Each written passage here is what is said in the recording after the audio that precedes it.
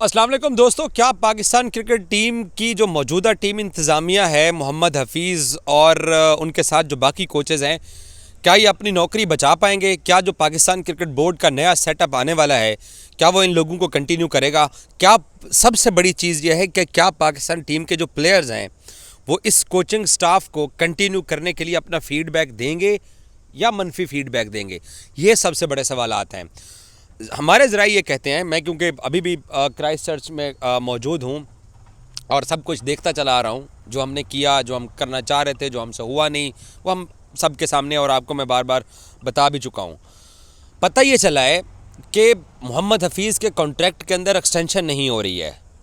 उसके पीछे वजह है, उसके पीछे वजह नया क्रिकेट बोर्ड आके हफीज़ को घर भेज सकता है, ये एक ऑप्शन है। लेकिन जो मुझे मालूम हुआ है, बड़ा औखा है सुनना भी, बर्दाश्त करना भी, कि प्लेयर्स हफीज़ को continue as a coach world cup साथ नहीं लेके जाना चाहते। वो रवैया हो सकता है, वो अंदाज़ हो सकता है, वो बनी बने टीम को ख़राब करना हो सकता है, या वो मोहम्मद हफीज़ जो कि प्रोफेसर हैं, वो प्रोफेसरी करते हैं, वो अपने हिसाब से टीम को चलाना चाह रहे होंगे और प्लेयर्स शायद उसके में पॉजिटिव फीडबैक देने के हक़ में ना हों। अब सवाल ये होता है कि हफीज़ के बारे में पूछा किससे जाएगा? शाहीन अफरीदी से जो कप्तान है, रिजवान जो नायब कप्तान है, उनसे पूछा जाएगा, बाबर जो कि सीनियर प्लेयर हैं, फ़खर सीनियर प्लेयर हैं, इफ्तिखार सीनियर प्लेयर हैं, आपका कोचिंग स्टाफ होता है, आपके टीम मैनेजर्स होते हैं, आपके बाकी लोग होते हैं। तो अब ये चीज़ जो है वो देखनी क्रिकेट बोर्ड ने है। लेकिन पता ये चल रहा है कि मोहम्मद हफीज़ के बारे में प्लेयर्स अपना फीडबैक नहीं देने वाले। अच्छा, उसकी वजह उनका अंदाज़ हो सकता है। अब देखें, हफीज़ को भी हमें मार्जिन देना चाहिए। एक बंदे को आपने पाकिस्तानी टीम का डायरेक्टर लगाया, उसने यहाँ पर तजर्बे किए, तो अगर आप उसके ऊपर छुरी चला देंगे तो इसका क्या नुकसान होगा कि आपका माहौल टीम का जो है ना, वो फिर नया बंदा आके अपने हिसाब से एडजस्ट करने की कोशिश करेगा, वो फिर आपको टाइम लग जाएगा। अब अगर हफीज़ के अंदर थोड़ी प्रॉब्लम्स भी हैं, हफीज़ अपने हिसाब से देखें, एक हफीज़ के पास कोई कोचिंग एक्सपीरियंस नहीं था, जैसे मिसबा के पास कोई कोचिंग एक्सपीरियंस नहीं था।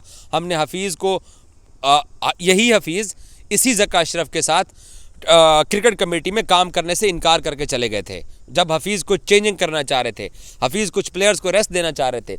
अच्छा, ये जो प्लेयर्स को रेस्ट दे के नए प्लेयर्स को मौका देना, ओपनिंग जोड़ी तोड़ना, इसमें सारी हफीज़ की साइंस थी। तो हफीज़ अपने हिसाब से शायद वो प्लेयर्स का बैकअप देखना चाह रहे हों। देखिए, मार्जिन देना चाहिए, उनका 15-20 साल क्रिकेट खेलने का एक्सपीरियंस है। अगर उसको ये लगता है कि अगर कोई मेरा बड़ा प्लेयर इंजर्ड हो गया, कोई मसला हो गया, तो मेरे पास बैकअप क्या होगा, तो वो जो डोमेस्टिक के अच्छे प्लेयर्स थे वो उनको आगे लेके आना चाह रहे थे। हम सब ने उनके ऊपर तनकीद की कि उन्होंने बनी बनाई जोड़ी ख़राब की, वो एक बनी बनी टीम को ज़का अशरफ ने और हफीज़ ने मिलकर ख़राब किया। ये हम जर्नलिस्ट ने तनकीद किए, खुल के किए, ये हफीज़ को भी पता है और ये हर जगह बात हुई है। उसके माइंड में शायद ये हो सकता है कि मैंने बैकअप अपनी टीम का तैयार कर रहा हूँ, मैं तैयार करूँ। लेकिन अगर प्लेयर्स जो हैं वो हफीज़ के एटीट्यूड से या उनके गुस्से से या उनके बॉसी अंदाज से अगर वो खुश नहीं है, तो क्या क्रिकेट बोर्ड प्लेयर्स की इस बात को अकोमोडेट करेगा या नहीं करेगा, ये भी एक सवाल है। और क्रिकेट बोर्ड को चलाने के लिए जो लोग आएंगे वो कौन होंगे, ये भी एक सवाल है।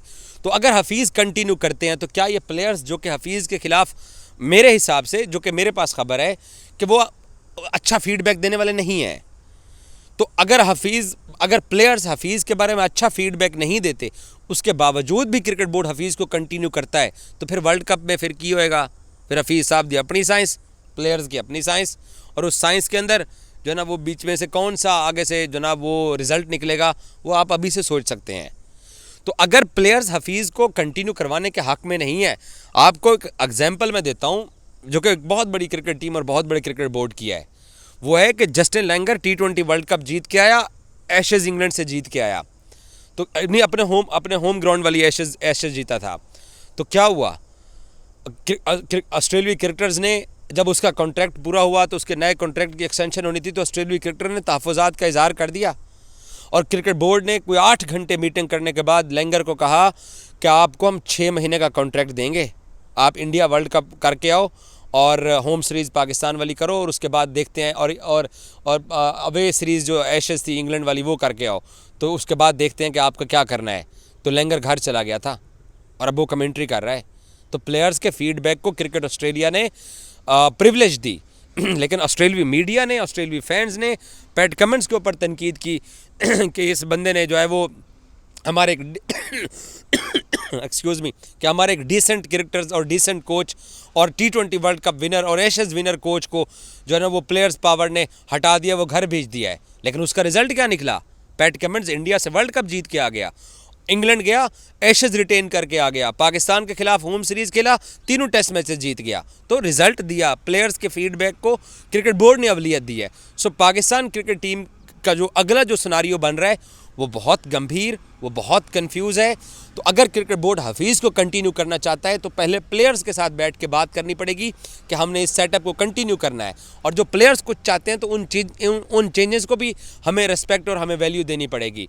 और अगर हफीज़ कंटिन्यू नहीं करते हैं तो फिर क्या हम वर्ल्ड कप मिकी आर्थर के साथ खेले, ये टूर हमने 7 मैचेस हफीज़ के साथ खेले, अब हम अगला सेटअप जो लेके आएंगे तो वो कैसा होगा? तो वो उस सेटअप को जो हफीज़, जो पोस्ट हफीज़ सेटअप होगा, वो ये कौन डिसाइड करेगा कि जी वो पाकिस्तान क्रिकेट के प्लेयर्स को भी एक्सेप्टेबल है और हमारी टीम के लिए भी अच्छा है। तो ये बहुत सारे मसाइल हैं पाकिस्तान क्रिकेट के साथ।